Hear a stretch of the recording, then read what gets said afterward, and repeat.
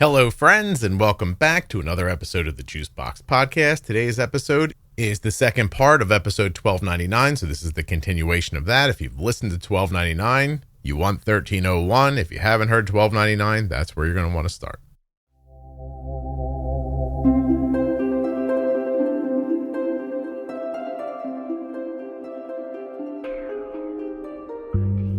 This is part 2, so you should already know this, but Tim has type 1 diabetes. He's a police officer. He's had type 1 for 30 years. He's got 2 kids who have type 1. His grandfather on his dad's side has type 1. His dad's brother. He's an Afrezza user.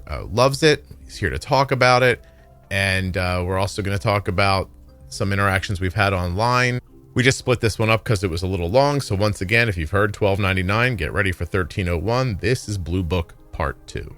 Nothing you hear on the Juicebox Podcast should be considered advice, medical or otherwise. Always consult a physician before making any changes to your healthcare plan. Don't forget to save 40% off of your entire order at CozyEarth.com. All you have to do is use the offer code JUICEBOX at checkout. That's JUICEBOX at checkout to save 40% at CozyEarth.com. I'm looking for people with type 1 diabetes or the parents of children with type 1 diabetes who are American citizens, that's the US of A, to go to t1dexchange.org/juicebox and complete their survey. This should take you about 10 minutes. You join the registry, complete the survey, and you are helping type 1 diabetes research. t1dexchange.org/juicebox. The episode you're about to listen to was sponsored by Touched by Type 1. Go check them out right now on Facebook, Instagram, and of course at touchedbytype1.org. Check out that programs tab when you get to the website to see all the great things that they're doing for people living with type 1 diabetes. Touchedbytype1.org. This episode of the Juicebox Podcast is sponsored by AG1. Drink AG1.com/juicebox. Head there now to learn more about AG1. It's vegan-friendly, gluten-free, dairy-free, non-GMO, no sugar added, no artificial sweeteners. And when you make your first order with my link, you're going to get AG1 and a welcome kit that includes a shaker, scoop, and canister. You're also going to get 5 free travel packs and a year's supply of vitamin D with that first order at drinkag1.com/juicebox. This episode of the Juicebox Podcast is sponsored by Hungryroot, the easiest way to eat healthy. Hungryroot.com/juicebox. I want to share a few things because I think it's going to help frame like the end of our conversation. So, gosh, when I was in my early 20s and I was married and I needed to lose weight, we did the Atkins diet. That's what was popular at the time, which is basically like a low carb diet, right? And I think I lost like 60 pounds.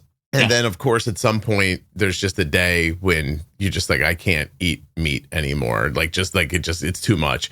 And the weight comes back. I lived my life like that for a while, back and forth for a while. And I would do that thing where I know if I go low carb for a couple of weeks, I could drop 10 or 15 pounds, like that kind of thing. It never was like super successful for me because I couldn't stick to it. And then eventually, years go by and I find myself a couple of years ago now, starting on a GLP medication. And I had everything that you just described about low carb has happened to me with GLP. With GLP. Yeah, 1,000,000%. Like the aches and pains are gone. I have more energy. I feel better. My body composition is completely different. Like it's all the same stuff, right? Yeah. Do I eat carbs still? I do, but not a lot. I don't eat a lot in general. I want to say that without any scientific background of my own, I completely agree with you about like sugar and carbs and, that feeling of like, you could eat a whole bowl of Frosted Flakes and not be full. You know what I mean? Yeah. You have not said one thing that I've disagreed with this entire time. I think it's up to people to do whatever they want to do. For sure. And I wouldn't even tell you like, you should definitely do one thing or the other. I've based this podcast, for a decade now around the idea that I'm not in charge of how people eat. I don't think if I got on here every day and banged a gong for one specific thing, that would change everyone's mind. So I would like everyone to understand how insulin works so that no matter how they decide to eat, they can keep their blood sugars stable, low, and you have the best health outcomes that are possible for them. That's my focus. Yeah. And I want to say that we've been talking for an hour and 15 minutes. This conversation going, exactly the way I expected it to. You are a lovely person and articulate about your life and what you've been through. I see where your motivations come from.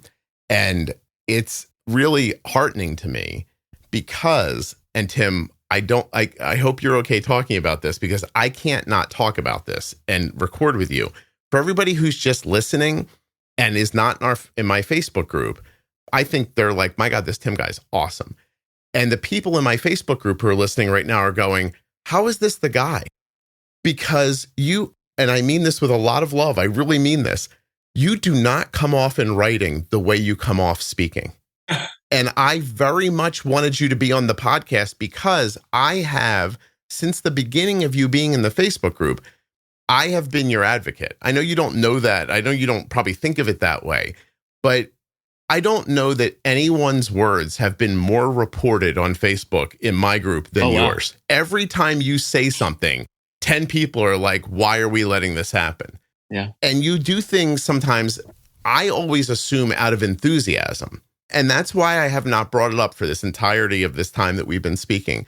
A person that helps me with the Facebook group sent me a note today and said, is today the day you're interviewing Tim? And I said, yes. And she said, I can't wait to find out if he's an evil genius or just doesn't understand how he comes off in writing. And I was like, and I'm like, well, I'm going to find out for you. And so, so there's this thing that happens. And I think it's a well-researched, well-understood thing. You actually even used the word when you were describing it to yourself. There's a phenomenon that's kind of known as like keto or low-carb euphoria, right? And it has to do with ketosis and body shifts away from glucose. Y'all can like look it up if you want to, okay? And people do get this like this feeling that you described. But for some people, it then transfers into what would they call it if you used to be a drunk and now you're not anymore and you run around telling people not to like drink or anything or like that kind of thing, right? Like you get this like what they call like the zeal of the converted and you're like, this shit saved my fucking life.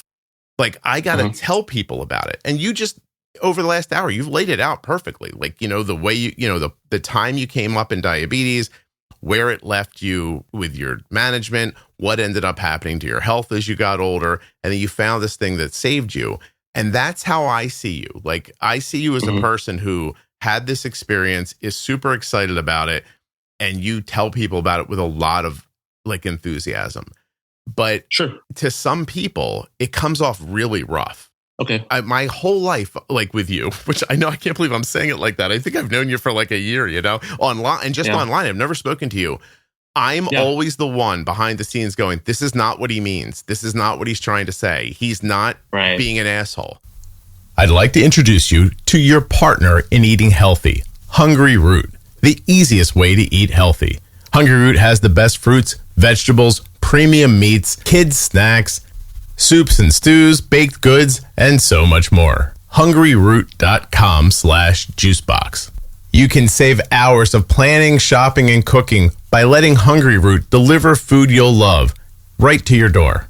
And Hungryroot is here to support your fueling goals. Do you need more vegetables, less sodium? Hungryroot can make that happen. If you're ready to dig in, use my link, hungryroot.com/juicebox. Links in the show notes, links at juiceboxpodcast.com. I started drinking AG1 before they were sponsors. I was talking with a friend who told me I should try, a drink, a vitamin drink. And I tried a couple. I did not like them. And I'd pretty much given up on it when another friend told me that they liked the way AG1 tasted. So I was like, I'll try that. So I tried it, liked it, used it every day. And then one day, a couple of years ago, I guess, I got an email from AG1 and they were like, hey, you have this podcast. Can we buy ads on your podcast? And I was like, oh, wow, I actually drink that. So sure. At the time, I was looking for something to support my digestion, reduce bloating, keep me using the potty every day the way I wanted. And AG1 contains prebiotics, probiotics, and other gut supporting ingredients. So I was like, right on, I'm going to give this a whirl. Today, it's just a part of my every morning. It's this foundational nutritional supplement that I take Doesn't take very long. I mean, a couple of minutes, you put the scoops in, you shake it up. Some people do it differently, but I just mix it with water. So start with AG1 and notice the difference for yourself. It's a great first step to investing in your health, and that's why they've been a proud partner of mine for so long. Try AG1 and get a free bottle of vitamin D3K2 and 5 free AG1 travel packs with your first purchase at drinkag1.com/juicebox. That's a $48 value for free if you go to drinkag1.com/juicebox. Check it out. There was a post. There's been a couple of times I think where I've posted something to the effect of "There's no alternative to Afrezza," and I think that has rubbed some people the wrong way. But I don't think they understand what I mean by that, right? So, like in that case, right, what I'm talking about is that there's no alternative. Is that Kaiser Permanente, their argument as far as trying to take because they don't want to pay for it for me. Mm-hmm. Their argument is there's alternatives, right? Right. We could put you on a pump. You can have AID system. You could try FIAS. But my argument is that no, there is no alternative because Afrezza is the only ultra rapid acting insulin, and that's like. So I think there's some misunderstandings too. But at the same time, Scott, so I believe me. There's been some times I felt, to be honest, there's been some times I've felt censored, and that's fine, whatever. And I've gotten some hate, right?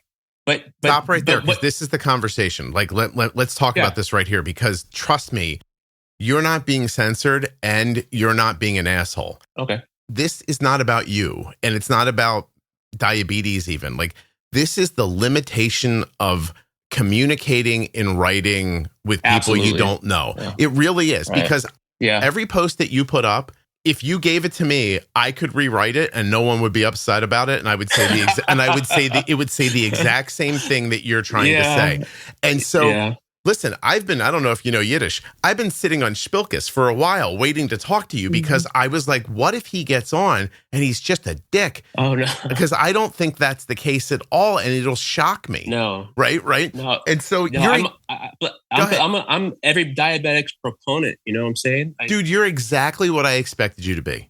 Exactly. Yeah. But I'm telling you right now, in writing, this is not who you are in writing. And I know you don't know that. And I feel weird talking to you like that because we're fucking adults. I'm your biggest advocate, I believe that. Like, I really do. Yeah. And I also expand that in my mind to other people who this has happened with before. And I'm not saying like you guys are all high on low carb and you can't think. I'm not saying that. I'm saying that there is definitely something about the zeal in which you're sharing this thing that helped you so much that somehow stops some people. And it's not everybody. I know plenty of low carb people who talk about it. And I don't mean low carb people like pejoratively. People who eat low carb and have diabetes. It's fine with me. Like, I couldn't possibly care less how people eat. As a person who monitors a large Facebook group, I can tell you that if I just got rid of 10 people who just aren't great communicators, my life would get exponentially easier. But I don't think of those people as bad people. Now, there are some that I do. Like, there have been a handful of people over the years who are they come off evil. Like, I don't know another way to put it. Yeah. I've had people call me like a carb pusher. There's one person right now who takes great pleasure in, my daughter was kind enough to come on this podcast and share that she had a seizure after her senior prom. And there are a handful, 5 or 6 people who self-identify as low carb or ultra low carb people who will go online, name my daughter, and say, see what happens when you eat carbs? You use so much insulin, you have and they'll say things that aren't true. One person revels in saying that my poor daughter has had seizures. She has seizures all the time. Not true. She had one when she was 2 because I didn't know what to do with insulin. And she had one when she was 18 because she ran all day and, didn't eat a whole lot. And then in the middle of the night had food and even bolused very lightly for it. And then fell asleep and her blood sugar crashed. Yeah. They do that. They're not trying to be horrible. They think they're making a point to people about why they should eat low carb. Right. And they're maligning my daughter, who, again, I think was generous enough to share this real thing that happened to her. Because, by the way, a lot of people use insulin. And my God, you could have a seizure from it. And you could do it if you're low carb or high. It doesn't matter. Like, everyone with type 1 who's using insulin is at that risk. And my daughter was kind enough to share it so that other people can be aware, because you'd be surprised, Tim, at how few people actually understand that that's a possibility for them. So she's trying to do a public service. And then this handful, 5 or 6 people who I have no trouble like telling, I wouldn't say their names because I'm not like that, but I think they're monsters. Sure. There's a lot of people that are very dogmatic about it, right? Yeah. But I tell you, so for me, I don't try to push any particular way of eating on anybody. And, and I have cheat meals, right? Like Thanksgiving, I eat everything, right? Or family comes over, they want pizza. I eat pizza. You know what I'm saying? It's not an every day or every week thing for me, right? So I eat strategically. Yeah. Right. For a purpose, right? Or my mindset through my experimentation with way of eating and intermittent fasting and whatnot, I think it really, what it did for me was it taught me what true satiety is. It taught me what true hunger is. And I don't think of food as entertainment anymore, right? And I believe I've had people like coworkers say, "You don't eat bread? How could you not eat bread? You're crazy." But I don't view it as entertainment. So I eat strategically, right? So it's not just for me. It's not just about diabetes management. It's also about body composition, or how I feel. But I do. I mean, I think I had ice cream. I had real ice last night. I had real ice cream. I had chocolate ice cream and vanilla ice cream with some whipped cream, right? Yeah. And I'm maybe a pound heavier because of it this morning, But let's say tonight I don't eat the ice cream, and the next day I'll be a pound less, right? So I just eat strategically. So, anyways, I went back into the endocrinology office after losing I think I got down from 235 to 180, and I walked into the office of the endocrinology department, and they weighed me and whatnot, but even before they weighed me, the whole staff, the office ladies, they were hooing and hawing at me, right? Because I'm walking in now with bicep veins, right? And they're like clapping and, "Oh my gosh, Mr. Brown, you're no longer obese." And then I went to the exam room with the endocrinologist, and she's like, "Mr. Brown, how did you lose all this weight?" And I actually, at this time, I had gone carnivore.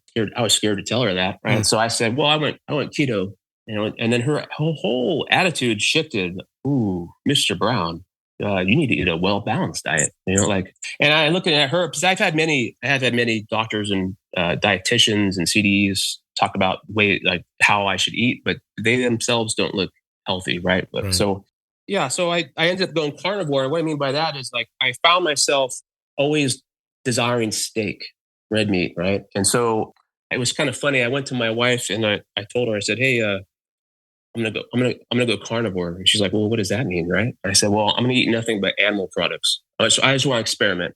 And she's like, "What do you mean?" And I said, "Well, I'm gonna eat steak every day." And she's like, "You can't eat steak every day. That's so expensive. That's like a once a week treat, right?" And I had to sell it to her. I sold it to her. I'm like, well, I'm talking about, so I'm gonna eat one meal a day. I'm gonna eat steak every night. So probably end up spending less actually if you. Yeah, really, right? Yeah. I'm not buying the muffin at Starbucks. I'm not buying the lunch at the Mexican restaurant. I'm not buying the candy bar. I'm not, So if let's say I eat a $20 steak every day, so what, right? And so I started going carnivore, and what the reality is, when you stop eating the cake, the steak becomes the cake. That's how I would describe it. So if I'm carnivore for, let's say I go a week or two where I eat nothing but animal products like steak and eggs or chicken and eggs or whatnot, I don't feel restricted at all. I'm eating what I like and what I enjoy, but I'm not dogmatic about it. So listen, I'm genuinely thrilled for you that you found something that works for you, and we don't know each other, but I'm happy for you, and I'd be happy for anybody who figures something out for themselves. But if I don't push back on you saying you're not dogmatic, I'm going to get lynched by a whole bunch of people. So So right now, and this is embarrassing maybe, but let's just keep talking. Right now, you're suspended in the group. You can't post in it, and you know why. Yeah. Can you explain to me what you were doing, and then I will explain to you what it looks like from the outside to see if we can help figure this out? Because I really want you to be part of it, and I want other people to be too. But we all have to understand how we're coming off to each other, because we're having I think people should hear what you're saying. I think they should see your success. I think you need to give it to them in a way where you're not not making them uncomfortable. Because Tim, I'm not talking about like, hey, 1 or 2 people. I'm talking about generally speaking, when you post, I get dozens of people saying, why are we letting him talk to us like this? And so I know that's not what you're doing. And trust me, I swear to God, this sounds crazy. I'm an adult. You're an adult. This is stupid. We're talking about a Facebook group. Every time I'm like, I don't think that's what he means. And so this thing that the suspension happened over. And by the way, I'm sorry it drug out like this. It happened the day before my father-in-law died. Like we were having a lot of problems. You know, I appreciate that, but I don't mean to bring you down, but like I couldn't get into it right then. And then I had to leave for a family trip after that. So I'm just getting back into my life right now. What in God's name made you do what you did that had me have to suspend your account? Like, what were you doing when you shared that thing? Yeah, so you know what I'm talking about, right? I think I know what you're talking about. You know, the first time I think I ended up in some kind of trouble in your group was when I talked about dietary choices. I took some heat over that. You know. Oh, you don't know what I'm talking about. Hold on a second. I'm getting. You're building. Tim's like, let me give you a dossier. Go ahead. Okay, go ahead. But so like the banana post, right? I was not expecting that heat whatsoever. Right. Well, but then again, like you said, you could only through typing, right? You could only communicate so much, right? So like, but at the same time with that post, I got a lot of direct messages and people like thanking me and stuff. It was crazy, right? I would imagine. I took a lot of heat, right? But those people that want to praise me or thank you or friend request me, well, some of them did, but most of them aren't going to go on there and support me, right? And then take heat themselves, which is fine. I'm not looking to create teams or groups or whatever, right? Right. But then, let me just interject here though for 1 second. Yeah. There's a way to reach the people who are like, wow, this is great. I want to learn more about this. Or I do this too. Way to go. I appreciate you sharing, without making the other people feel like that you're coming at them. And by the way, I'm not discounting the fact that some people are overly sensitive. I'm not. I mean, I think you and I spoke for a long time now. I think you know that about me. Like, right? Like, so I know some people are just, they want to be upset. Like, I get that. But it's not just that. When I go back and read it, I'm like, sometimes it feels like you take kind of underhanded shots at people, like you're digging at them on purpose to get them riled up. But do you not feel like you're doing that? No, I don't feel like that. That's fascinating. No. Oh, okay, all right. And that, but I would say too, I'm very set in my ways as far as how I manage my diabetes. Right. Mm-hmm. Like I've had there's an endocrinologist that she even noted that in the notes. Like patient is like very set in his ways. Like this, he's going to do X, Y, and Z. Mm-hmm. I found my way. It's different than perhaps most. Perhaps I am the anomaly, and I'm okay with that. Yeah. But I think that if people, it's like Scott. So when I came to your group initially in the Facebook page, I was, if you go like to back to like my very first like 2 or 3 posts, I was seeking questions about Afrezza. Mm-hmm. Hey, does anybody in this group have Afrezza? Is anybody in this group getting Afrezza from Kaiser? Right? And that I kind of lost my train of thought. Well, here. Let me say this. I don't think you're an anomaly. I think there are a lot of people like you. I just think that in an online setting, you don't see as many of them. What you're seeing is more newly diagnosed people or people who are really struggling. Sure. Right. And, you know what I mean? And of all levels of education, all levels of communication styles, like they're just all mixed together. Different. Yeah. I know this is going to just sound like strange for a second, but I know so many cops, and I felt like I knew you when I was like reading you. I was like, I know he's not trying I've seen to you be. Post that. Yeah, you feel like you know me. Yeah. I know he's not being shitty right now, but I am reading what you're writing, and I'm like, I see why people feel like this is not the way to do this too. Mm-hmm. I'm so excited about this conversation because I have been. It sounds crazy because I feel like I'm entrenched in something that I just wish didn't exist, and moreover that I wasn't a part of. But I have, for the better part of a decade, been trying to bridge this gap between people who eat certain ways within diabetes. Because if you look at other groups, like I wouldn't be welcome in someone else's low carb group. And there are other, groups where people don't eat low carb where they don't welcome low carb people in. Like they just want, like, let's keep us all together, like, our team together, and that way we won't fight and blah, blah, blah. But I don't want that. I genuinely believe there is a way for everyone to be together, share the different ways they do things so other people can a la carte pick and choose from other people's experiences. I think that's important, and I think it's doable, and I'm not giving up on it, goddammit. Like right? Yeah. You are at the core of how that's going to get accomplished because you are very well-meaning. You're not a bad actor and you're willing to share. I just need to I feel like I just want to send you to a 3-week online writing course. If someone chooses to eat a different way than me, I don't care. Right.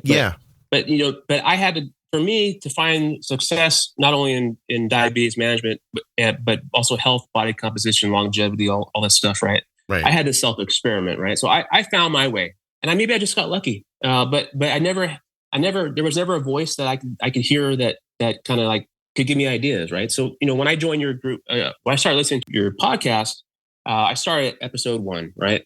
And first off, for me, it was really enjoyable because I had felt so alone and isolated in diabetes at that time, so I finally came across your podcast and hearing people talk in the interviews and I felt like, hey, I'm not the only person in this world dealing with diabetes, right? Mm-hmm. Everybody else has their struggles. Everybody has their failures. Everybody has their successes. And so for me, what your podcast greatly helped with my mental health as far as realizing I'm not the only person dealing with this, right? So I enjoy hearing not only of people's successes, but also their failures because I learn a little bit from each person that's interviewed. I agree. And so I really appreciate that. No, I'm glad you do. Listen, I'm going to share something with you. Because you're a solid person. You can handle this. I don't usually prep a lot for these episodes, but I reached out to all the people who help monitor my Facebook group. And I said, hey, Tim's coming on. I'm recording with him. I don't think I'm ready to talk about what you guys see because they're monitoring stuff much more than I am. Right. And so I said, can you just send me some bullet points so I know stuff that I can talk about with him when we get to the Facebook stuff. And, people were just they described you. He's a police officer. I know he rides motorcycles. Seems like he's in the gym a lot. Like that kind of stuff. Uses a Afrezza, blah, blah. He said there's been a lot of posts about him getting over, getting his insurance company to cover a Afrezza. Yeah. One person said, I'm wondering if he's not in the group trying to promote other groups, by posting low carb stuff to get people to DM him to then tell him so that you can tell people about oh, you should actually go try this group or something. That's a thing that actually happens now. Right. And so that, okay. Yeah. Then this one, he says he's sorry a lot and that he understands why people are upset, but he never seems sorry or seems to understand. Every one of his posts and comments are reported. He either doesn't understand or he's a master evil genius and we're all being fooled. That was one. All right. Hold on a second. There was one more in here. I know he's had diabetes for a long time. He's definitely a father. I think his kids have type 1. So that's what they could. But so from our perspective, trying to manage, listen, in fairness, the group's got 52,000 active members in it. It's a behemoth, right? It's tough absolutely. Right. You did a great job. Yeah. But thank you. But that I even know your name is troubling because I don't know anyone's name. Uh-huh. And I say that to people all the time. I'm like, when you're DMing me and complaining that you think you're being treated improperly, all I can think is, if I know your name, something's going on. I don't know that it's your fault or not, a mixture of people taking you wrong or whatever. But this is a weirdness. There 51,950 of these people I couldn't identify. And the 50 that I can are involved in this, but you guys have so much sway over what the actual vibe of the group is. And so I can't let people think that there are people in there just running around yelling, eat like this, do that, but I just don't take you that way, man. When I think of you, I think of a guy in his uniform at a school chatting with kids who have diabetes. That's how I think of you in my heart. That's who I am. Yeah. And I thought that. And I'm so happy that you got on here and that ended up being who you were, because I swear to you, when your voice came on, there was 10% of me that was like, he's going to start yelling at me. And and then when you were who I expected you to be, I was like, oh, thank God, because I wasn't up for that. Well, but so I appreciate all that, but I tell you, I think I come from a different place because I think we should shift maybe to the phrase a little bit. Because I would love to. Also, let me say this one thing before you shift. I just think that you're a no nonsense person. Like, you're not being mean to people. You're just not spending a lot of time cleaning up your language so that it's okay for every person who reads it. Is that fair? I don't have time to. Yeah, I can only type so much in the few minutes I have to do it. Right, because I usually most of my posts I'm at work in my car in my office. Yep. Between calls. The rest of your time, and I can go up to like 15 more minutes. Like, oh wow, okay. I really do want to know about as much as you want to share with people about inhaled insulin and the virtues of it. So I came to the realization at the age of 40 that doctor does not know best, and that was from my weight loss and I did make major improvements in my diabetes management and through way of eating, but and lessening the insulin rule, small numbers. I got off the roller coasters. I felt amazing. I was dealing with Dawn phenomenon almost every morning. So now there's some mornings where I was not dealing with Dawn phenomenon, but most mornings I would have very strong Dawn phenomenon. And so I ended up going back to the endocrinologist and I said, I need a pump because I think it was from listening to your podcast, right? I could have these different basal settings in the early morning hours before the Dawn phenomenon would start, which it starts for me at 4 a.m. Almost every morning. Mm-hmm. So I ended up getting the pump. I'm always trying to, there's no perfection in diabetes, but I will always strive for improvement. So I decided, okay, I'm going to get over this about the whole idea of not wanting to wear devices. Okay. So I had the Dexcom. So I got the Omnipod and I tried it for about 10 months, 11 months. I had the Omnipod and I had all these varying basal settings and it was getting very aggressive. That's like with these increased basal settings, starting at like midnight to try to deal with this Dawn phenomenon which mostly hit me at 4 a.m. every morning. Yeah. And I think it helped me. The improvement I had with Dawn phenomenon was minuscule. And for me, look, I don't want to upset people, but I found that the pump greatly hurt my type 1 diabetic quality of life. I had a lot of technical issues with it. I hated having to change the pump every 3 days. I felt like it was too much insulin going into one spot over the course of 72 hours. Days 2 and 3, the absorption rate was different. Mm-hmm. I have less real estate than a newly diagnosed diabetic, right? I do have lipohypertrophy on my right arm.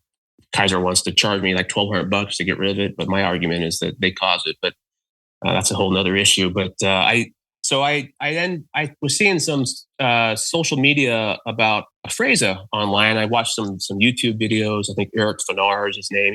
He had a great video where he purposely made himself go really high, and then he had a timer and he took I think 4 units or 8 units of Afrezza, and it came down really fast. And it got me thinking, like, how amazing would Afrezza be for Dawn phenomenon? So because it scared me when I was on the pump, I was having these I can't remember the units, but these increased basal rates. What if on one morning I don't have Dawn phenomenon? Am I going to pass away in my sleep? Right? That was kind of scary as well. I'm sorry, I think my father's arrived. Cat outside learned how to use the doorbell. He's coming over. We're going to go get coffee. So my whole thought process was, I need to get Afrezza. So when I wake up in the morning and I see that Dawn phenomenon hitting me, I want to hit Afrezza and knock that down, just put that to rest. And so I went back to the endocrinologist and I explained that. And basically, this first endocrinologist was lying to me. She was telling me that Kaiser doesn't offer it. Well, it might be true, right? But there's no benefit to inhalable insulin has no benefit over injectable insulin. No one recommends it, blah, blah, blah. Mm-hmm. And I just kept going back and forth with her for like 3 months. And so I finally, I realized I'm not getting anywhere with this person. So I called the office and I said, I need a new endocrinologist. And they said, why? I said, well, because she's not progressive enough. There's an FDA approved medication for type 1 diabetes. I want to give it a shot. And I need somebody that's more progressive than her. So they ended up giving me the chief endocrinologist of the endocrinology office, and the same thing, and just same type of thing. She would tell me there's no benefit, no endocrinologist in the region would recommend it. Couldn't refute or rebuttal anything I had to say about it, and so I just harassed her so bad. I think she just realized like whatever, I can't deal with this guy. Yeah. And so she scripted it to me, and she didn't provide me any instruction as far as how to use it. I think her. I personally think that she was hoping I would just fail miserably with it and just go away. Mm-hmm. But within 2 weeks' time, I mastered it. And in 2 months, I went from from a 6.3 to a 5.3. That's awesome. And my quality of life, I've been using Afrezza now for 4 years, and I've been between 5.3 and 5.5. Almost, I don't want to say effortlessly because diabetes is hard, right? Right. But compared to like years past, it feels effortlessly. And like I said in the beginning, I finally, for the first time in 30 years of diabetes, these last 4 years, I felt like I have control over my diabetes. That's wonderful. Yeah. Are you using any other insulin or just Afrezza as fast acting? Oh, I still use old school R. Mm-hmm. And where I use that is I use it when I go to the gym. So like when I go to the gym, I'm in a fasted state, and I'm low insulin on board, right? And so the adrenaline and the cortisol and the stress of the activity will spike my blood sugar. So I tried it initially. I tried using Humalog because I had Humalog, but I just find like Humalog for me, it's not very consistent, the onset and peak. Mm-hmm. And I really like R because it seems like it's very consistent for me. And the peak is not quite as high as Humalog. So it kind of, for me, it seemed, I've been doing this now for like this 4 years now. I'll take anywhere from 1.5 to 2.5 units of R an hour and a half before I enter the gym. So it's just starting to onset as I enter the gym. And usually I'll go do my routine. It's high intensity weightlifting, and my blood sugar might sometimes get to 120.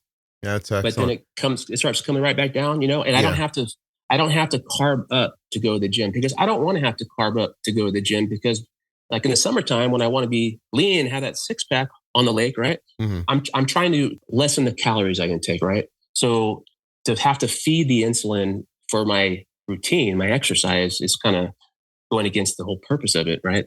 But the anaerobic exercise pushes up blood sugar, and so you're using the R to like stop it and to keep away from the idea of like some crash later once the exercise is passed. Yeah, and I don't, and really, so I'll leave the gym and I might be like 80, like trending down slowly, Mm-hmm. But I then I go home and I cook my meal and I eat, and so what's amazing about Afrezza is that you can act so quickly with it. Its onset, peak, and duration. It more closely mimics the action of pancreas produced insulin. So it's the in and out that's so valuable of it, right? It's amazing, right? Yeah. And I still stack Afrezza. I stack Afrezza purposely, just like one might stack Humalog purposely, right? Or with a pump or MDI. But the difference is that it's out so fast. So let's say I took a 4 of Afrezza and then I was going to eat like steak and eggs, right? If in half an hour I don't see it doing what I want to do, I might hit another 4. But the reality is that first 4 is going to be out of my system by the time that second 4 peaks. Mm-hmm. You know what I'm saying? So I'm kind of stacking, but I'm kind of not. I've figured out how to do that with, fast acting, like Arden uses Apidra. So I'll just say Apidra, but I could do it with Novolog or Humalog if I needed to. But I see where shortening the tail is so valuable. I don't even think of it as stacking. I just think of it as bolusing. You're taking in food at different increments, just because the second time you ate is still inside of the window of the first time you ate doesn't mean that food doesn't need its own coverage. That all works out great if your settings are awesome and you've done a really good job counting carbs and understanding the impact of the food and everything. Yeah. I mean, if you can shorten the tail of that, then I would be even more aggressive with it then. Absolutely. Yeah. So I'm very aggressive with the Afrezza. And the other thing too is, like, let's say, and Mr. Casagna, he kind of explained this in his episode, but like he said, if you're out with friends and you eat a meal, like, you don't know, like, are you going to eat dessert or you're not going to eat dessert? Maybe your group of friends and you are going to go get ice cream, right? But with Afrezza, I can easily turn that corner, right? I might have, like last night I had bacon and eggs for dinner, and I did have ice cream, right? Well, how did I handle that ice cream? Because I didn't bolus for ice cream when I initially sat down for dinner, right? But I can easily just inhale Afrezza and eat my ice cream, and that, because I don't have to pre-bolus. For instance, like for Dawn Phenomenon, it has been my solution for Dawn Phenomenon.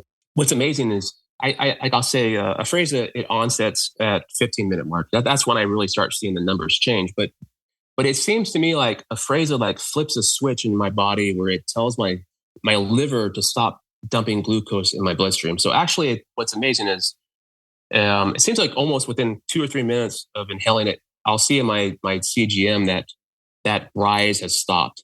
Okay. That makes sense. Yeah, it does.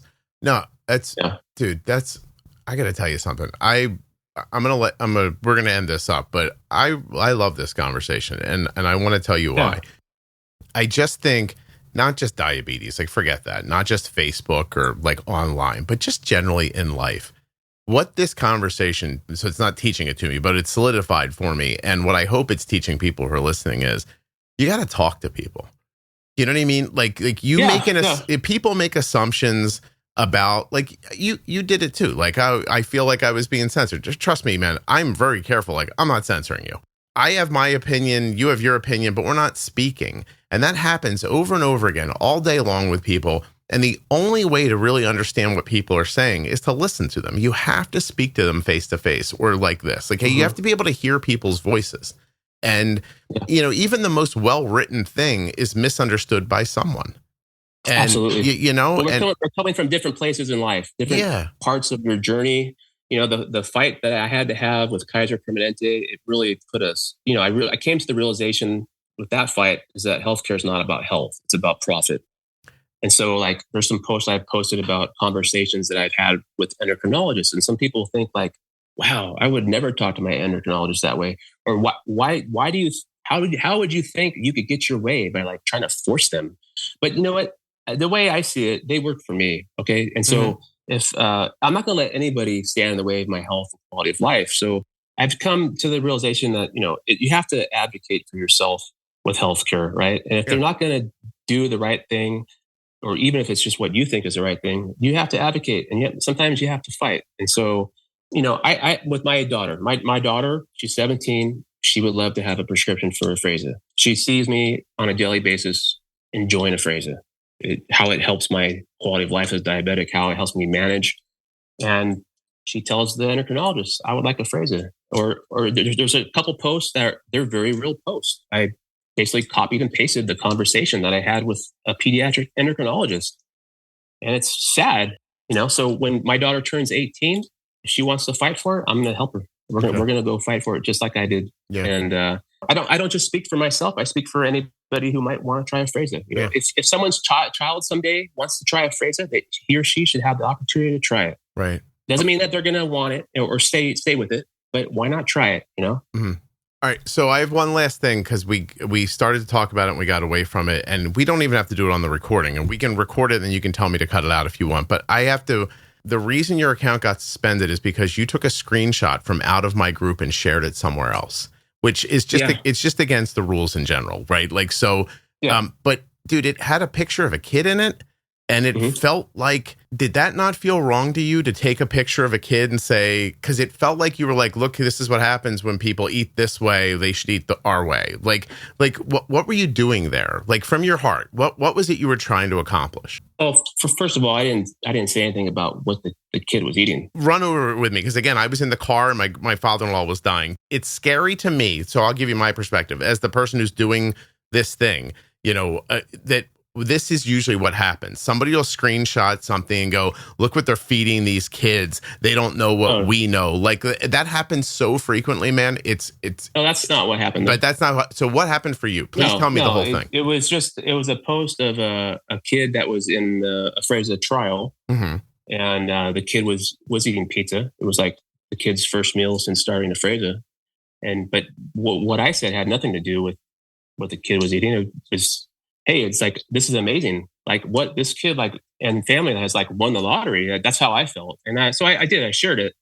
And then I came to the realization that it wasn't my story to share. Right. And so I did remove it because it wasn't until days later I got your email because you had sent the email about the suspension to my work email. And I was on vacation. I actually built up a ton of comp time and I was in Utah for training for 2 of those weeks. And then I was away from work. Oh, nice. And so when I got back to work, I saw your post. I'm like, oh man. Right. And then I did reach out to that mom and I said, through messaging and I said, look, she knew a little bit about who I was because she had joined the Afrezza group to get some more information about Afrezza. So I reached out to her and I said, look, I messed up. I'm sorry. I posted your story and I've come to the realization or I've learned that, it's not my story to share. I'm sorry. And I removed it. And her response was like, I'm not upset about it, but I could understand how other people in the group could be upset about it. So it was a mistake. I know. I apologize. I'm sorry. I did that. It was, I guess it was impulse. I got so excited about it. Like, wow, like I wish when I was 16, I was that kid. Man, that's what I thought. Like, that's exactly what I thought. But I have to I have to protect everybody. I can't just, you know what I mean? Yeah. Like, and there are, and as genuinely wonderful as you are after talking to you for 2 hours, there are some, and they're very few and far between, but there are some people who are just assholes. And they really are. I deal with them every day. Yeah. No, I know you probably get to talk to them from through a screen while they're riding behind you. Yeah. But like, and so I don't know who's who. And I'm also like, I know sometimes people are like, oh, you know, you should have read that more thoroughly. I'm like, you know, I'm a person. I have like a whole life, right? Like I'm doing, know, I'm making the podcast and I have kids. I'm multitasking. Yeah. Like you know, you all could just stop causing me problems. That would be easier. And like, you know, like, so I'll pop in, I'll look at something, I'll be like, I think this is that. Or, you know, other people, you know, you said it earlier, like they have different experiences. Like while you're railing about like your insurance company, a person who's had diabetes for, you know, 6 months, who's never had any problem with it's probably like, what's this about? Like they don't know what you've been through. Absolutely. You know what I mean? Yeah. Or some people, they wouldn't have the energy to do what I did. Mm-hmm. Yeah. Right? I hear you. The fortitude, right? Well, but I just, you know, we come from different places, right? I have 30 years experience. I have, of those 30 years, I probably 24 that are bad experiences, right? Yeah. Chaos. You're coming from a different place. Poor quality of life. And then in 6 years, I basically fixed everything. Yeah. Right. And I found the quality of life that I wanted. So then when I share stuff like that, right, if I come off as, oh, this is a difficult guy to deal with, well, you know what? I had to, and I'll continue to be that difficult guy to deal with for the healthcare system if I have to be. It's kind of the armor. I don't want to. Well, yeah, but it's the vest or the armor you had to put on to deal with this thing. Absolutely. Yeah. Absolutely. Yeah, I'm surprised. Yeah, I'm surprised I haven't been throwing the F word around, because usually when I talk about my fight with Kaiser, I'm throwing the F word around. You're all pissed off. Yeah, I would. Listen, I've done. Listen, man, I've done everything you've done. I've yelled at insurance companies. I've tried different ways of eating. I didn't mention it in this one, but like I'll buy a few steaks and I smoke them and I leave them in my refrigerator, and like I'll go through them all week, like take a few slices from them when I'm hungry and stuff like that. And like I'm not low carb, but I don't eat a lot of carbs either. I'll reiterate, I don't think we can expect everybody to eat the same way. And my goal is for people using insulin to have as healthy outcomes as they possibly can. And for my money, that means understanding how to cover whatever it is they're eating properly with insulin. And I think, and you're right. And I think that's key, because people have to understand the pharmacokinetics of whatever insulin they're using and the glycemic index of the foods they're eating to try to match those peaks to find success. Yeah. Right. The only thing I think that is different about the low carb or carnivore, whatever you want to call it, I think of it more of like an ancestral way of eating, but it's almost like a cheat, right? It makes it easier. Or maybe if there's a certain body composition that you want to achieve, it's a pathway to that, right? Or health or fitness. That's all. I kind of see it like biohacking. Like there's there you go. There's what exists in the world for us to eat, right? And there's the way our bodies respond to that. And some people could eat a Twinkie every day and they never gain weight. They never have a heart attack. I know a guy like that. Yeah. I know a guy like that. Yeah. You're doing it through diet, right? And I tried it through diet a couple of times and I was like, oh, this is never going to work. And I came to the realization a couple of years ago, I'm like, I'm going to die. Like I got to do something. You know what I mean? And I'm like, that's where I was at the age of 40. Something was wrong. Right. I was en route to have a heart attack. Yeah. Right. And I tried the GLP and I was like, wow, I'm having like what would be considered like a Goldilocks response to this. Like I clearly have a GLP deficiency. My body shed the extra weight. My energy came back. My aches and pains are gone. Like everything. And not just from losing weight, by the way, with the aches and pains. Like I think there's something about inflammation, etc. And like I won't apologize for how I found to help myself, and I wouldn't expect you to either. And I think for anybody, if they think a GLP-1 or whatever kind of GLP-1 they want to try, if they think that's what they need to achieve their either their diabetes goals or their health or body composition goals, and I think they should have the opportunity to try it. Yep. I'm not against that at all. Just like with the Afrezza, right? I had to fight for Afrezza. Why do I have to fight for an FDA-approved medication for type 1 diabetes when I'm a type 1 diabetic? Yeah. Now, No, I'm not against anybody using a GLP-1. I think it's fantastic. I mean, who knows what's going to happen with the GLP-1s? Tim, I couldn't be any prouder of this conversation, and no one has ever come on here and more thoroughly represented themselves in my recent memory than you just did. So, well, thank you. Yeah, no, absolutely. I'm going to rush this through editing. I think I'm going to be like, all right, listen, and I'm going to put it in Facebook first. I'm going to be like, listen, this is the guy you don't like. You should try listening to it. You know what I mean? Hey, Scott, I unfortunately, I think we haven't talked too much about Afrezza. So if you want to have me back to talk more focused conversation on Afrezza, let's do that, because I enjoy this conversation and giving people my background. But if we want to have like a more thorough discussion about all the amazing things about Afrezza, because I think we're probably going to not have time to do that today. Yeah. Do you think we could knock it out like in a shorter episode, like 30, 40 minutes? Do you think you could really go through it? Yeah. If we had just a focused conversation on Afrezza, I think, that'd be great. Well, dude, as much as I would like that. And I have to tell you too, like the reason I couldn't just do it today, and I'm being honest, is that I think a few hundred people would think that I was whitewashing you if I did that today. Like, and do you know that phrase? Do you know that phrase? Well, give me the context.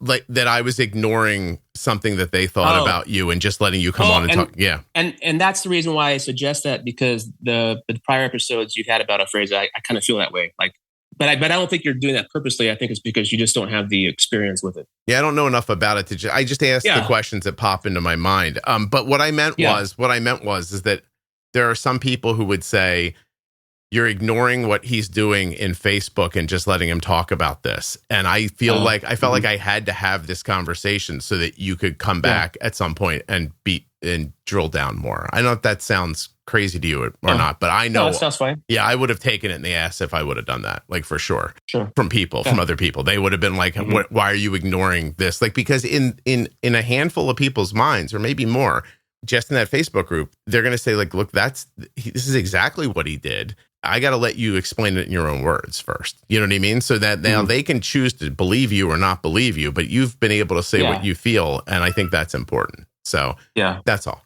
Yeah. Very infrequently do the Facebook group and the podcast overlap with each other.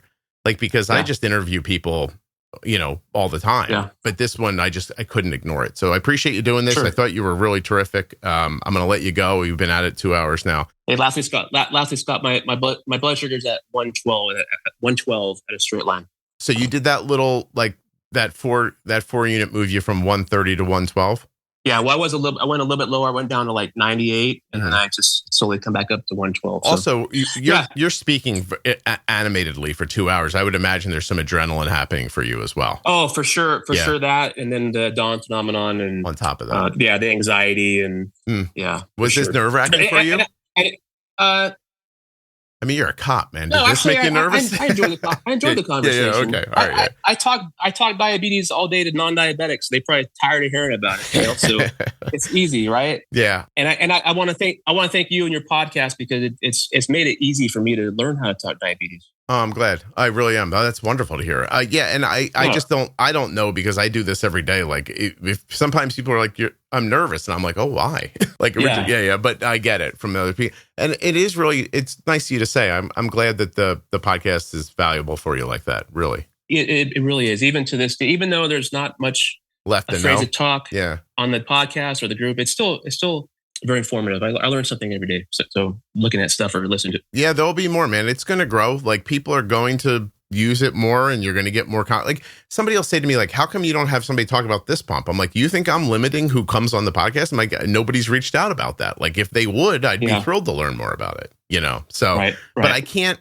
go to the companies all the time, because the companies are going to, like, it's marketing for them.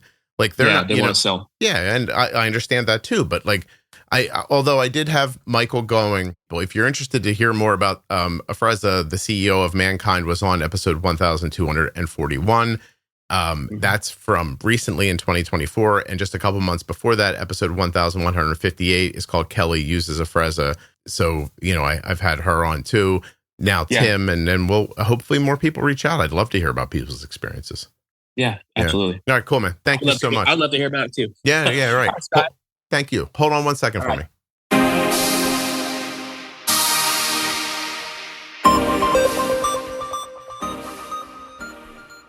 If you're ready to try America's most loved food delivery service, Just check out hungryroot.com/juicebox. Plans start as low as $69 per week. You can skip a week or cancel at any time. hungryroot.com/juicebox. A huge thank you to one of today's sponsors, AG1. Drink AG1.com/juicebox. You can start your day the same way I do, with a delicious drink of AG1. A huge thanks to a longtime sponsor, Touched by Type 1. Please check them out on Facebook, Instagram, and at touchedbytype1.org. If you're looking to support an organization that's supporting people with type 1 diabetes, check out Touched by Type 1. Hey kids, listen up. You've made it to the end of the podcast. You must have enjoyed it. You know what else you might enjoy? The private Facebook group for the Juicebox podcast. I know you're thinking, Facebook, Scott, please. But no.